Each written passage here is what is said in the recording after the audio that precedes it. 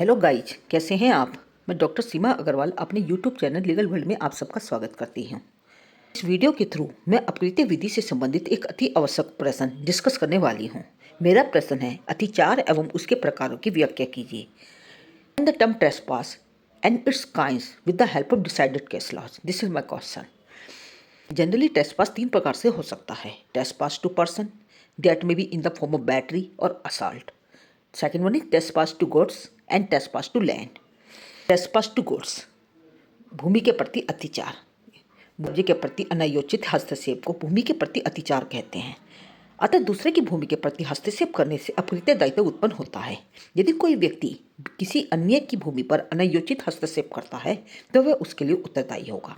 बिना वैध औचित्य के जरा सा भी हस्तक्षेप अतिचार कहलाएगा। नुकसान सिद्ध किए वह अनुवाद योग्य होगा। That may B actionable perceive without the proof of any damage.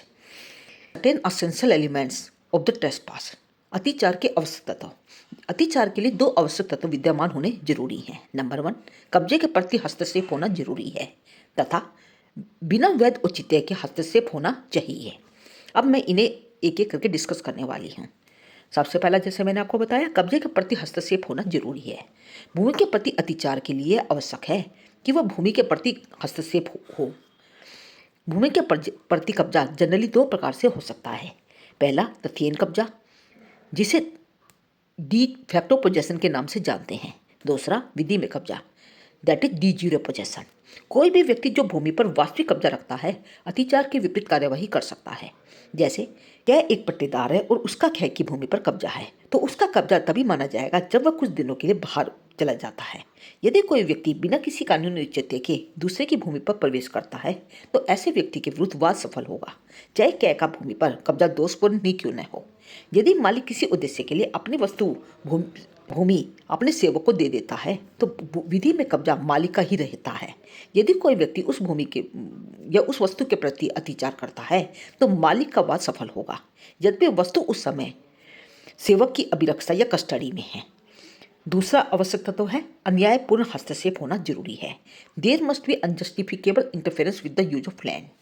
भूमि के प्रति अतिचार के लिए आवश्यक है कि अतिचार का कानूनी औचित्य नहीं होना चाहिए। अतः दूसरे की भूमि पर बिना किसी कानूनी औचित्य के पैर रखना, ईंट फेंकना आदि भी अतिचार कहलाएगा। अतिचार का दायित्व तभी उत्पन्न होता है जब हस्तक्षेप प्रत्यक्ष अथवा तुरंत हो। ऐसे मामलों में रेमेडी उपेक्षा अथवा उपताप के लिए वाद होगा। इनको हम कुछ वादों की सहायता से समझने की कोशिश करते हैं। मेरा पहला वाद है माधव विट्ठल कुंदवा वर्सेस माधव दास वल्लभ दास, 1979 बॉम्बे। इस वाद में प्रतिवादी वादी का एक किराएदार था। वह बहुमंजिली भवन के प्रथम मंजिल पर रहता था। वह अपनी कार वादी के अहाते में खड़ा किया करता था। वादी ने प्रतिवादी के विरुद्ध व्यादेश के लिए वाद दायर कर दिया ताकि प्रतिवादी को कार खड़े करने से रोका जा सके। कोर्ट द्वारा यह धारित किया गया कि बहुमंजिली भवन में किराएदार का यह अधिकार है कि यदि उसके पास कोई यान है तो वह उस भवन के अहाते में भूस्वामी की अनुमति के बिना भी खड़ा कर सकता है, परंतु ऐसा करने से किसी अन्य व्यक्ति को असुविधा नहीं होनी चाहिए। किन कैटेगरी, दैट इज ट्रेसपास एब इनिशियो, आरंभ से अतिचार। जब कोई व्यक्ति किसी विधिक अधिकार से किसी परिसर में प्रवेश करता है और प्रवेश कर लेने के पश्चात वहां दोषपूर्ण कार्य करके उस प्राधिकार का प्रयोग करता है तो वह व्यक्ति आरंभ से ही अतिचारी कहलाता है। इसी को हम कुछ केस लॉस की सहायता से समझने की कोशिश करते हैं। प्रथम केस फंटस केस। इस वाद में 6 बढ़ई एक सराय में गए और वहां उन्होंने शराब पी और डबल रोटी खाई। बाद में उसका भुगतान करने से इनकार कर दिया। कोर्ट द्वारा यह कहा गया कि प्रतिवादियों को अद्वितीय अतिचारी नहीं कहा जा सकता क्योंकि उनके द्वारा भुगतान से इनकार कर देने पर अतिचार नहीं हो सकता। इलियास वर्सेस पासमोर। इस वाद में वादियों में से एक को गिरफ्तार करने के लिए पुलिस अधिकारियों ने प्रवेश किया। वहां उन्होंने बिना किसी विधिक अधिकार के कुछ दस्तावेज अपने कब्जे में ले लिए। कोर्ट द्वारा यह धारित किया गया कि वे अद्वितीय अतिचारी नहीं थे क्योंकि परिसर में प्रवेश का उनका विधिपूर्ण प्रयोजन था। अतः पुलिस अधिकारियों को केवल दोषपूर्ण रूप से लिए गए दस्तावेजों के संदर्भ में ही अतिचारी माना जाएगा। Chic Fashions West Indies Limited versus Johns. इस वाद में पुलिस अधिकारियों ने कुछ चोरी की चीजों के लिए वादी की दुकान में तलाशी ली। चोरी का कोई सामान बरामद नहीं हुआ, परंतु उन्होंने कुछ सामान अभिग्रहित कर लिया क्योंकि उनका विश्वास था कि यह चोरी का है। कोर्ट द्वारा यह कहा गया कि वे वे पुलिस वाले उसके लिए उत्तरदायी नहीं थे, क्योंकि सामान का अभिग्रहण विधिपूर्ण था। इस वाद में अद्वितीय अभिचार का सिद्धांत लागू नहीं होगा। के संबंध में कुछ बचाव या डिफेंसेस भी दिए गए हैं, जहां पर ट्रेसपास नहीं माना जाएगा, आप अपने बचाव ले सकते हैं। जैसे कि पहला डिफेंस है लाइसेंस। लाइसेंस अतिचार के लिए एक अच्छा बचाव है। यदि कोई व्यक्ति किसी अन्य व्यक्ति की भूमि पर उस व्यक्ति की अनुमति से प्रवेश करता है तो वह अतिचारी नहीं कहलाएगा। उदाहरण के लिए, किसी व्यक्ति को अपनी भूमि पर चिड़ियों के शिकार की अनुमति यदि आपने दी है और यदि वो चिड़ियों का शिकार करने के लिए आपकी भूमि पर प्रवेश करता है तो ऐसी स्थिति में वो अतिचारी नहीं होगा। सेकंड उदाहरण, किसी को अपनी भूमि पर पेड़ काटने की यदि आप अनुमति देते हैं तो वह अतिचारी नहीं कहलाएगा। तीसरा, सिनेमा द्वारा किसी व्यक्ति को टिकट देकर चलचित्र देखने की अनुमति देना, ये सब लाइसेंस के ही उदाहरण हैं। इसके संबंधित हम कुछ वाद लेते हैं। जैसे पहला वाद है वुड वर्सेस लेडबिटर। इस वाद में वादी टिकट खरीदकर घुड़दौड़ देखने के लिए गया। घुड़दौड़ के दौरान प्रतिवादी वादी से छोड़कर जाने के लिए कहने लगा, परंतु वादी ने परिसर छोड़ने से इनकार कर दिया। तब प्रतिवाद के सेवकों ने उसे बलपूर्वक बाहर कर दिया। वादी ने हमले का वाद प्रस्तुत किया। कोर्ट द्वारा यह धारित किया गया कि परिसर से बाहर जाने को कहने का तात्पर्य लाइसेंस का प्रतिसंग्रहण करना था।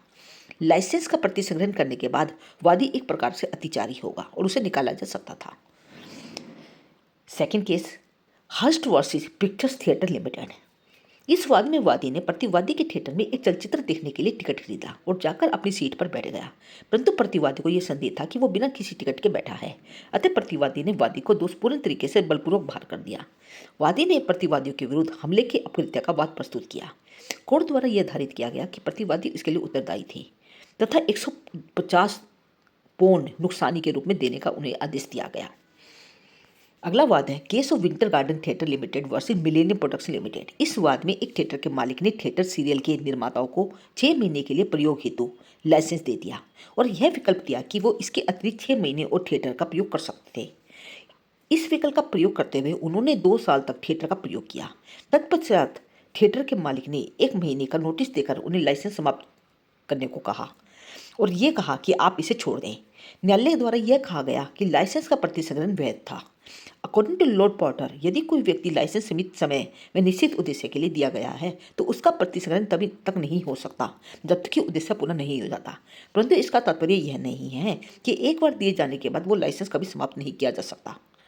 Second defence, that is entry by authority of law और the justification of the law. विधि द्वारा औचित्य। किसी अन्य व्यक्ति की भूमि पर कानूनी प्राधिकार या औचित्य से प्रवेश करना अतिचार नहीं होता। उदाहरण के लिए, यदि किसी व्यक्ति के परिसर में पुलिस द्वारा किसी को गिरफ्तार करने के लिए प्रवेश किया जाता है तो वह विधिपूर्ण औचित्य होगा। आयकर या बिक्री कर के अधिकारियों के द्वारा दस्तावेजों का अभिग्रहण करने के लिए या लेखा जोखा देखने के लिए प्रवेश करना विधिपूर्ण औचित्य कहलाएगा, अतिचार की कैटेगरी में शामिल नहीं होगा। Remedies for trespass to land.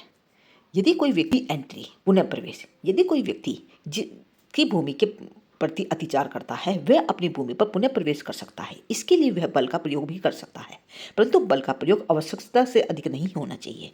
अतः यदि कोई व्यक्ति विधिपूर्ण अधिकार का प्रयोग करके अपने कब्जे के अतिचारी को बाहर कर देता है तो उसका कार्य अपकार नहीं माना जाएगा। इसको हम एक वाद की सहायता से समझते हैं। Hemmings versus Stoke Poges golf club. इस वाद में वादी प्रतिवादियों के नियोजन में था और प्रतिवादी द्वारा उसे एक मकान दिया गया था। सेवा समाप्ति के बाद वादी को मकान खाली करने की सूचना या नोटिस दिया गया।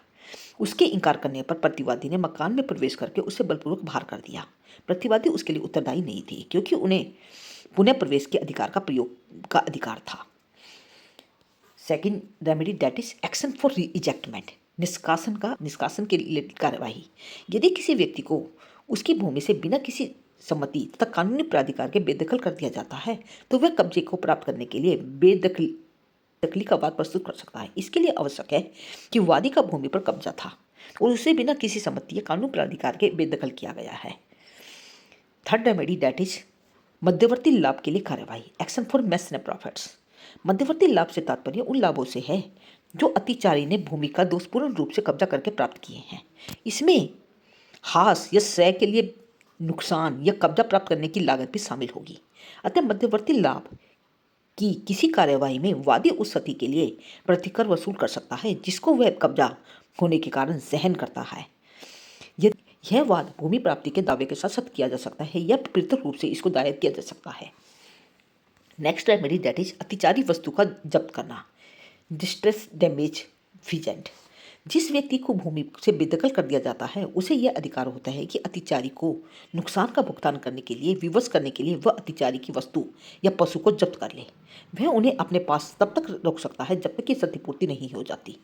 यह तभी होता है जब कोई वस्तु या पशु अतिचार करता है। जैसे ही वस्तु या पशु भूमि के बाहर चला जाता है वो इस अधिकार का भी अंत हो जाता है। अगला है चिरभोग द्वारा सुखदार का अधिकार का अर्जन। यह तभी हो सकता है जब 20 वर्ष या उससे अधिक समय तक आप अधिकार के रूप में उसका प्रयोग कर रहे हों। ये सब मैंने आपको ट्रेसपास, उसके प्रकार और उसकी रेमेडी के बारे में डिस्कस किया है। And this is one of the most important question for the examination point of view. And if you have any doubt, you must put down in the comment section. Don't forget to like, share and subscribe this channel for the further update. Thank you.